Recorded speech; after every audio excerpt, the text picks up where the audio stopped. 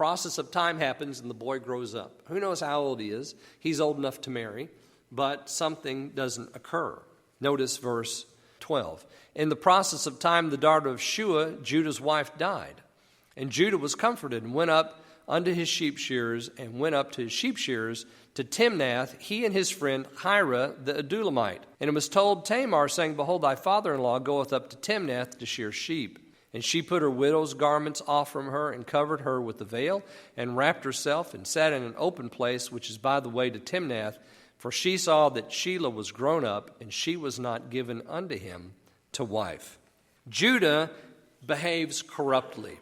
But of course we can understand that because in the very first verse it tells us that it came to pass that Judah went down from his brethren. He departs from the way of faith. He departs from his father's family. He departs from following the Lord. He goes off and he joins himself to Hira. He takes a daughter of the Canaanites that are living there. He has children. And you'll notice that he doesn't order his children correctly in the Lord's way. What happened to Er? Well, he's slain by the Lord because he's wicked. Whose fault is that?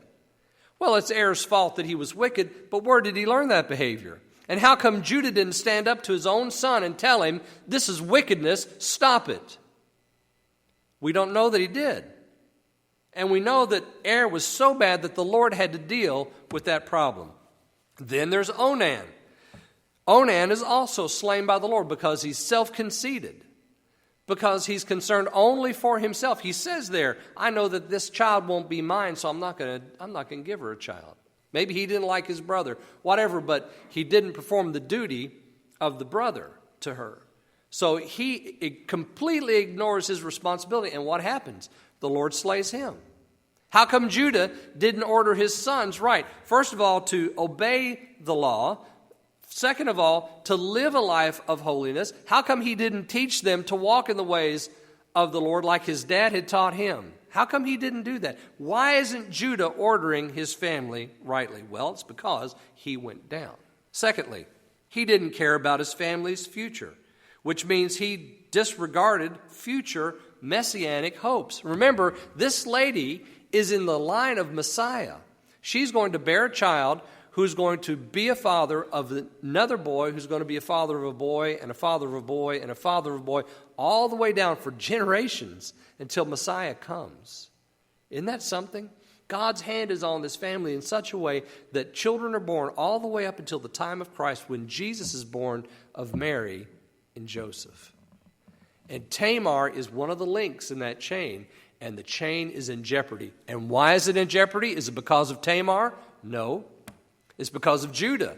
Judah just completely disregards his family's future. He just totally disregards what's going on with his sons, and so jeopardizes not only Messiah, but also jeopardizes his own family's inheritance.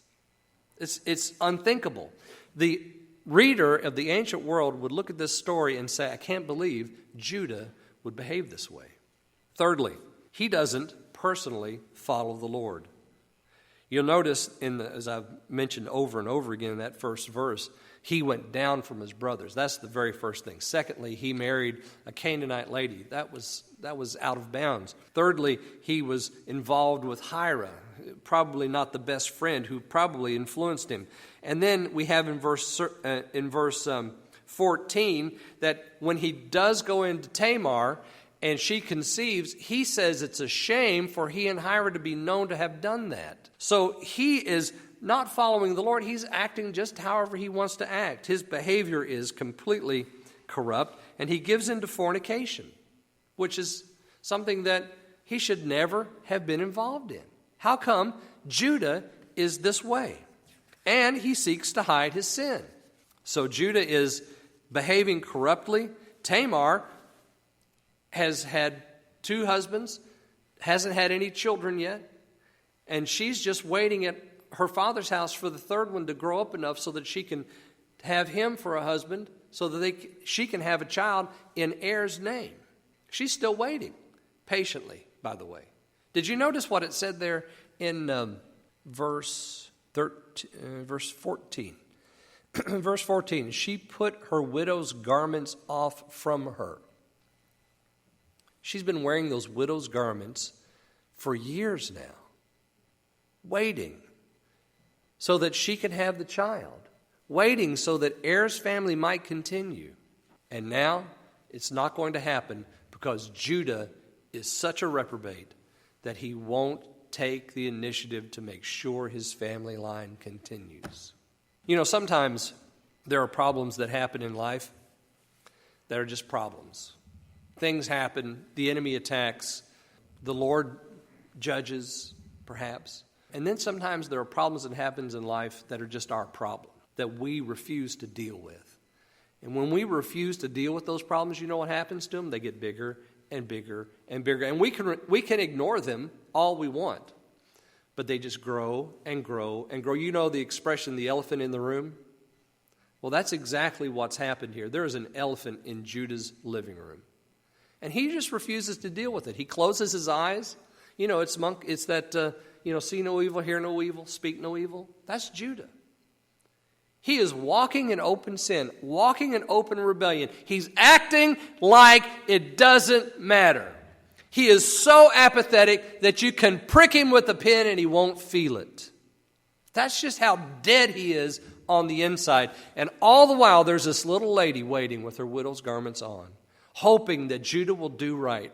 She's hoping for nothing. She's hoping for wind because Judah's reprobate. He has gone away from the Lord. He's not going to do it. He's not going to make sure that it happens like it's supposed to happen. Judah is interested only in Judah. I guess that's where Onan got it from. Daddy acted that way. I guess that's where Er got it from. Daddy acted wickedly. And that's how he learned it. And because Judah refuses to deal with the problems that he has created, it's going to get so big it's going to blow up in his face. And that happens every time. Apathy is never a way to deal with problems. Ignoring the elephant or the buffalo or whatever you want to put in your room, the gorilla, doesn't make the gorilla go away. And Judah and his behavior has created this problem. Judah and his behavior has lit the fuse to this bomb, and it's going to go off in his face. And it's going to go off in his face because we have a righteous young lady who's going to do something about it. Notice what happens. She goes after Judah. She hears that he's gone down with his friend Hira. Oh, he and Hira are good buddies. And what are they going to do? Well, they're going down to the sheep shearers. And of course, she knows what that means. Sheep shearing time was a big time. It was party time. You shear the sheep, you slay some of them, you have a party, you have a barbecue. Everybody comes out. Cold drinks and barbecue for everyone. It's a big time. And Hira and he go down to Timnath to shear the sheep, and she knows what they're going to do. So she shows up dressed as a harlot.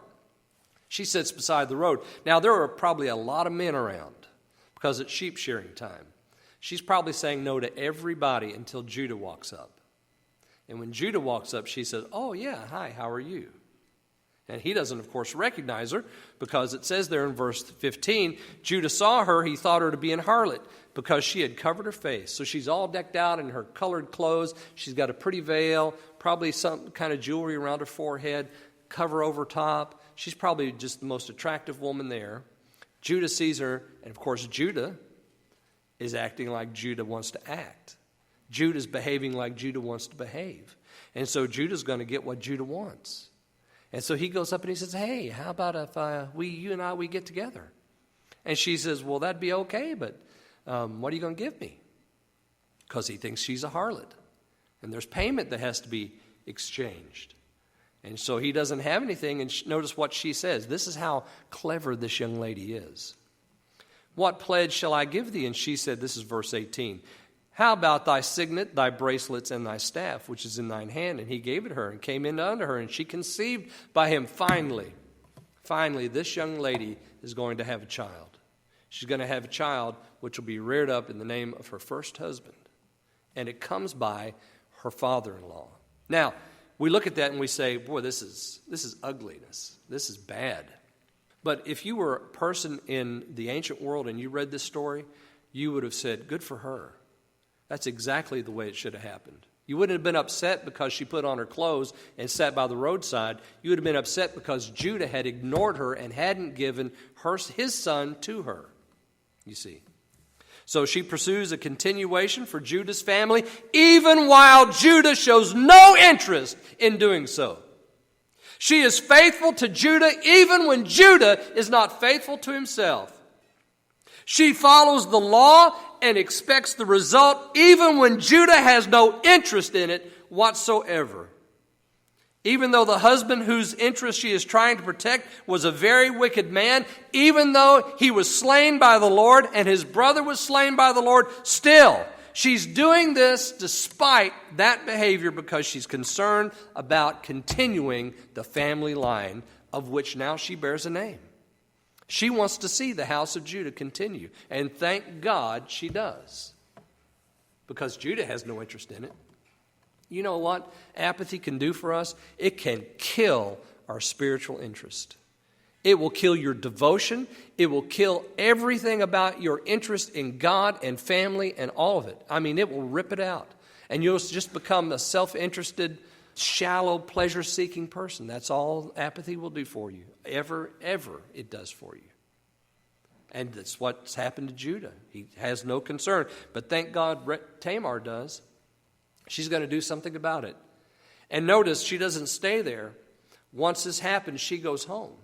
And, he sends back. Notice then in verse 19, she arose and went away. Lay her veil from her and put on the garments of her widowhood. She was no interest in doing that. That's gross, what she did. It was just gross, but she had to do it. She had to go into that darkness of Judah's world so that she could be the one to continue Judah's family, because Judah had no pleasure in doing that whatsoever. And that's just like the Lord Jesus, isn't it? He went from heaven, took off the crown, stood up from the throne, stepped out from eternity, and became a little baby lying in a manger, born to peasants, raised in a backwater, no-place town called Nazareth on the brow of a hill off the spur of Carmel's range, became a carpenter and lived 30 years, and then became a teacher. The Son of God teaching men, healing them, doing a work of grandeur all through that country, and then going to a cross so that he can continue our interest in heaven, take our sin upon himself, so that we could be born again and become children of God, sons and daughters seated at his table. Oh, Tamar is perfectly suited to be in the lineage of Christ. She dives deep into the darkness that Judah has invited into his life, and she steps out of it after this event is over, and she is heralded for her righteousness. Notice verse 25. Well, before we get there, we have something fun that happens. At least I think it's fun. Verse 24. And it came to pass about 3 months after that it was told Judah, saying, Tamar, thy daughter-in-law, hath played the harlot, and also, behold, she is with child by whoredom. And Judah said, bring her forth, and let her be burnt. Whew. This is tough business, isn't it? Yeah. She's supposed to be at home with her widow's clothes on, in her dad's house. Let her come forth, and we'll kill her. Judah. You know what he reminds me of? He reminds me of David. Remember when Nathan came to David and he told him the story about the two men, one rich and one poor. The poor man just had one little ewe lamb. The rich man had flocks and herds. And a traveler came to the rich man's house. And the rich man took the poor man's little ewe lamb and slayed it for dinner for the rich man. And David stood up from his throne and said, where is he? Who is he? I'll make him pay. Well, I'm sure that Judah, when he heard that his daughter-in-law had played the harlot, he stood up and he said, where is she? Let's burn her at the stake. Good for nothing, daughter-in-law of mine. Well, Judah's getting ready to get a wake-up call. Verse 25, when she was brought forth, she sent to her father-in-law, who was probably standing right there with the torch in his hand. She sent to her father-in-law, saying, by the man whose these are, I am with child. And she said, discern, I pray thee, whose are these? The signet and the bracelets and the staff. Now those items were significant, especially to the man who's the head of a family. The patrilineal line, the patriarch of whatever line, always had a signet.